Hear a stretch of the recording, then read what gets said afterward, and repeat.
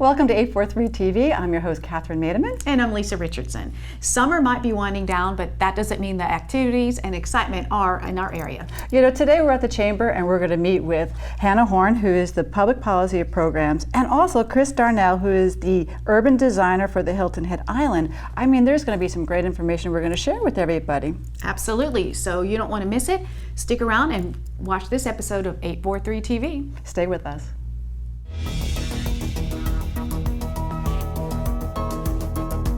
.843 TV, where the Low Country comes to speak.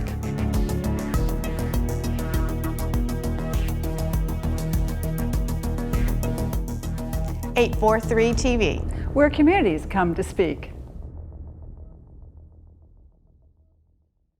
Welcome to 843 TV. We are excited to be at the Hilton Head Island-Bluffton Chamber of Commerce, and always awesome to talk with Hannah Horne, Vice President of Public Policy and Programs. Hannah, always so much to talk about when we're together. And here we are, midsummer. Just give us a recap of how the tourism season up to this point. Where are we? It's been busy. Have you noticed? It's been really busy. You know, in destination marketing, you can't just gauge how busy you've been by how much traffic you see in our traffic circles. It's a little bit more than that. So we have metrics that we look at. For example, the collection of accommodations tax dollars. If that's up, you can assume that more people are coming in and that they're spending more in your destination. Average daily rate, revenue per available room. These are all things that destinations look at. All of those have been up for us, which is great news. Fantastic. What we have to do now as a chamber, as a community, as a business community, is come around now and under those businesses, make sure that they have the support that they need to be able to service what is a world-class resort, because those discerning visitors that come here, they expect a lot when they pull up on Hilton or land on Hilton Head Island. Yeah. We've got to match that now. And you mentioned land. Let's talk about that. Exciting new opportunities with the airlines and the airports. You've seen that make a direct impact? Absolutely. We have seen enormous growth from just two airlines, but well, three in all, but the two new ones that have come in, Delta and United.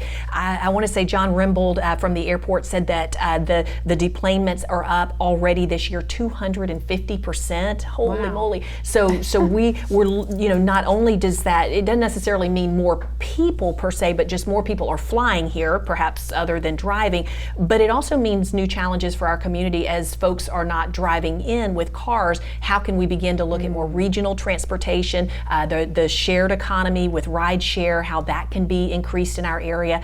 So with new growth come new challenges, but boy, we're ready for that one. Have you checked the airfares lately? I mean, it's just that effect. We had it first with JetBlue, if you remember, in Savannah. Right. Remember what happened, the JetBlue effect? That's right. Well, we're really seeing that now with the Delta and United effect. Those airfares are going down, and we've got buzz going in markets that we've never really had buzz before because folks can get here. You know, you talk about world-class service here, and that's part of what Chamber is also looking for. We need to have employees. We're still looking to have housing for employees, and there's a Unite Summit coming up. Can you tell me about that? Catherine, that really truly is the asteroid that will kill the dinosaur here in our on our community. If you think about it, because when folks come here, you know, they expect to have a level of service, and our restaurants, our businesses, our hotels, our resorts, they're really struggling right now with having folks that can come here and work during the busy season, well, really all year long. So holistically, we've got this United Summit coming up. So the Unite Summit started 3 years ago as a way to look at what was the most pressing need in our community. And every year we're going to reevaluate that. I don't know what the future may hold. Hopefully we'll solve this one and move on to the next one. But the Unite Summit this year is all focused on workforce housing.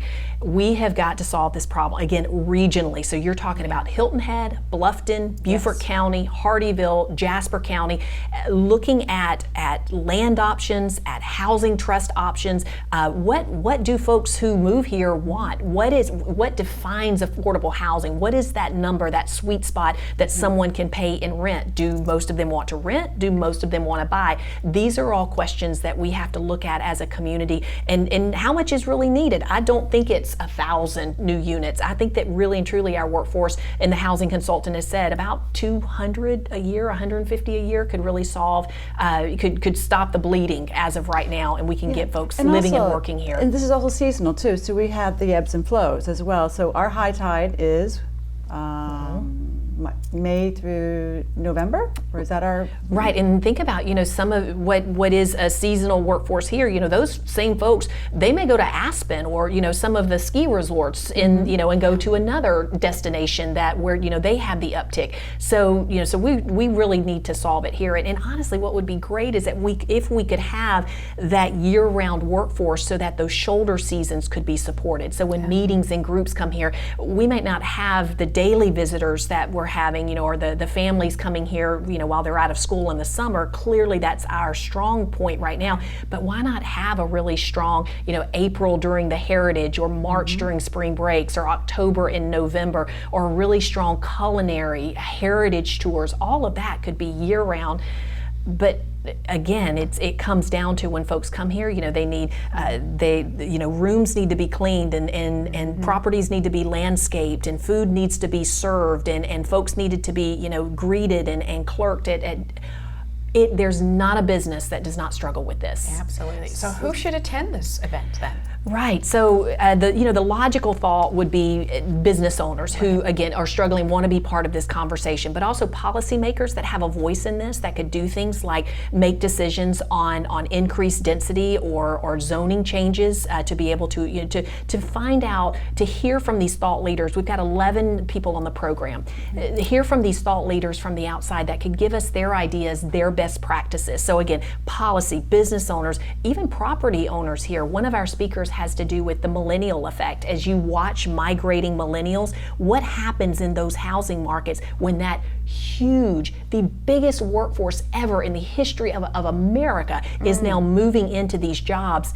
But what they want is very different than you or I in our generation wanted. So you got to service those folks. What are they doing to these communities? Yeah. I would like to know, what do they want? I'm curious. Yeah, so I'm not going to try to be the expert on this. I want everybody to come and hear Dr. Jimmy Lenz come and speak on it. But there is actual, there is quantitative research that is going into what it's doing to property values in these cities that have seen the migration of millennials in it, what it's doing to property values, what their specific needs are. Do they want to buy? Do they want to rent? What size they want? What kind of experiences. Many times a millennial or a couple millennial will move into an area not because of a job, but the experiences that they can have in that city, or their parks and mountain climbing and the things that they like to do. Like, who thought of that as you were trying to find a job? Yeah. Well, then, sorry, but who's on the panel? Could you tell us a little about the panelists? Absolutely. We have 11 speakers. We've got, from the nonprofit perspective, Don Oglesby Homes for Hope. He's from the Upstate, the largest nonprofit provider of workforce housing in the state that they've developed the program for.